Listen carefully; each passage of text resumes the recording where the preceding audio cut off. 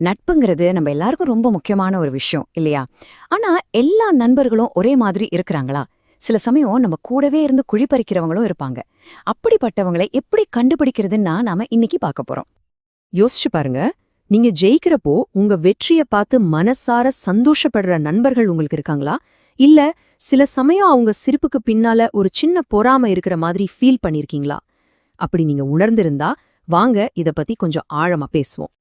அதாவது நம்ம கூட இருக்கிறவங்கள யார் உண்மையானவங்க, யார முகமூடி போட்டிருக்காங்கன்னு கண்டுபிடிக்கிறது ரொம்பவே கஷ்டமான ஒரு விஷயம். ஆனா அது ஒரு பெரிய கலை. வாங்க அந்த கலையில நாமளும் கொஞ்சம் தேர்ச்சி பெறலாம். பாருங்க, எல்லா நட்பும் ஒன்னும் அமுதமா இருக்காது. சில நட்புகள் மெதுவா நம்மள அழிக்கிற விஷம் மாதிரி. அந்த விஷத்தை எப்படி ஆரம்பத்திலே கண்டுபிடிக்கிறது? அதுக்கு சில எச்சரிக்கை அறிகுறிகள் இருக்கு. அத பத்தி தான் இப்ப பார்க்க போறோம். சரி, இந்த மாதிரி போலி நண்பர்களை கண்டுபிடிக்க ஒரு 5 முக்கியமான விஷயங்கள் இருக்கு. சொல்லப்போனா இது ஒரு 5 ரகசிய மாதிரி. இதை நீங்க சரியா புரிஞ்சுக்கிட்டீங்கன்னா அப்புறம் பாருங்க, உங்களை யாரும் ஏமாத்தவே முடியாது. இந்த 5 அறிகுறிகளும் ஒரு ஸ்கேனர் மாதிரி தாங்க. உங்க நண்பர்களோட மனசுக்குள்ள என்ன இருக்குன்னு அப்படியே ஸ்கேன் பண்ணி காட்டிடும். ரெடியா? வாங்க முதல் அறிகுறி என்னன்னு பாப்போம்.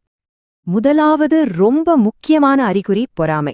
நீங்க ஏதாவது சாதிக்கும்போது அவங்க முகத்துல சந்தோஷம் தெரியலேனா, இல்ல உங்க வெற்றியை ரொம்ப சாதாரணமாகவோ இல்ல குறைச்சோ சொன்னாங்கன்னா அங்க ஏதோ தப்பா இருக்குன்னு அர்த்தம். கொஞ்சம் உஷாரா இருங்க. 2வது புறம் பேசுறது. உங்க முன்னாடி ரொம்ப நல்லவங்க மாதிரி தேன் ஒழுக பேசிட்டு நீங்க அந்த பக்கம் போனதும் உங்கள பத்தி தப்பு தப்பா பேசுறாங்களா, வதந்திகளை பரப்புறாங்களா, அதுக்கு பேரு நட்பு இல்ல, சுத்தமான நயவஞ்சகம். 3வது விஷயம் சுயநலம். உங்களுக்கு ஒரு உதவி வேணும்னா கண்டுக்கவே மாட்டாங்க. ஆனா அவங்களுக்கு ஏதாவது தேவைன்னா மட்டும் கரெக்டா உங்களை தேடி வருவாங்க. வேலை முடிஞ்சதும் அடுத்த நிமிஷமே ஆளை காணோம். இது நட்பா இல்ல நம்மள யூஸ் பண்ணிக்கிறாங்களா? நீங்களே சொல்லுங்க. 4வது சந்தர்ப்பவாதம். இவங்கள பச்சூந்தின் கூட சொல்லலாம். இடத்துக்கேத்த மாதிரி ஆளுக்கேத்த மாதிரி தன்னோட குணத்தையே மாத்திக்குவாங்க. உதாரணத்துக்கு, நீங்க பெரிய ஆளுங்க கூட இருக்கும்போது ஒரு மாதிரியும் தனியா இருக்கும்போது இன்னொரு மாதிரியும் நடந்துப்பாங்க. உங்ககிட்ட இருந்த லாபம் கிடைக்கிற வரைக்கும் தான் அவங்க நட்பு. 5வது, இதுதான் இருக்கிறதுலயே ரொம்ப மோசமான கொடூரமான ஒரு விஷயம், நம்பிக்கை துரோகம்.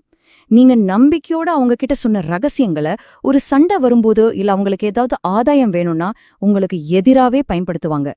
இதுக்கு மேல ஒரு துரோகம் இருக்க முடியுமா? இப்படிப்பட்டவங்களை விட்டு எவ்ளோ தள்ளி இருக்க முடியுமோ அவ்ளோ நல்லது. அதனால எப்பவுமே ஒன்னு ஞாபகம் வச்சுக்கோங்க. அவங்க என்ன சொல்றாங்கன்றது முக்கியம் அல்ல, அவங்க என்ன செய்றாங்கன்றதுதான் முக்கியம். வாய் சொல்லில வீரரா இல்லாம செயலிலும் உண்மையா இருக்காங்களான்னு பாருங்க.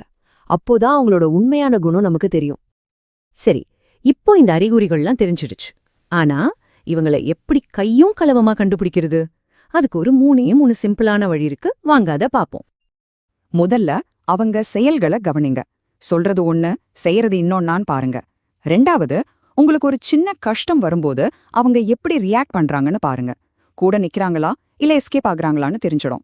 கடைசியா 3வது, உங்க மனசு சொல்றத கேளுங்க. சிலரை பார்க்கும்போதே நம்ம உள்ளுணர்வு சொல்லும் இவங்க சரியில்லைன்னு. அந்த உள்ளுணர்வை எப்பவும் நம்புங்க. இந்த 3 டெஸ்ட்லயும் பாஸ் ஆகுறவங்க தான் உங்க உண்மையான நண்பர். சரி, இதெல்லாம் பார்த்தாச்சு. அப்போ உண்மையான நட்பை எப்படிதான் கண்டுபிடிக்கிறது, இல்ல எப்படி உருவாக்குறது? அதுக்கு ஒரே ஒரு மந்திரம்தான் இருக்கு. அது என்னன்னா காலம். ஆமாங்க, காலம்தான் எல்லாத்துக்கும் பதில் சொல்லும்.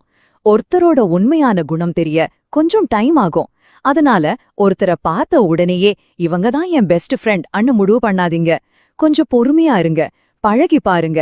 காலம் கண்டிப்பா உங்களுக்கு சரியான ஆளை காட்டும். இப்போ நீங்க தான் இத செய்யணும். உங்க ஃப்ரெண்ட்ஸ் லிஸ்ட ஒரு நிமிஷம் யோசிச்சு பாருங்க. நாம இப்போ பேசின இந்த அறிகுறிகள், இந்த டெஸ்ட் எல்லாம் யாருக்கெல்லாம் பொருந்துது, யார் இந்த சோதனையில பாஸ் ஆகுறாங்க? இந்த கேள்விக்கான பதில் உங்ககிட்ட தான் இருக்கு.